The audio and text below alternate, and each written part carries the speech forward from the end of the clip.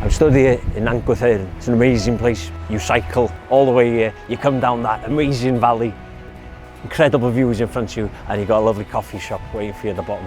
If you're feeling brave, get back on the bike and try and make it to the top. We're on Uwchmynydd. This is the southwestern tip of Penllyn, and on a clear day you can see Ireland, you can see Isle of Man.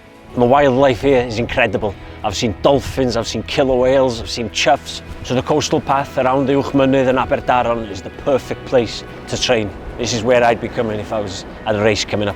You never know what's going to be around the next corner, except that it's going to be beautiful. This is Porth Dinllaen, and if you're a quick fix of adventure, this is the best place to do it. There's a 20-minute walk or a 10-minute run along the cliff top, and there's no better place for a pit stop halfway than the Tir Coch behind me. Penllyn is a natural playground full to bursting with history, heritage and culture, and there's nowhere better to explore.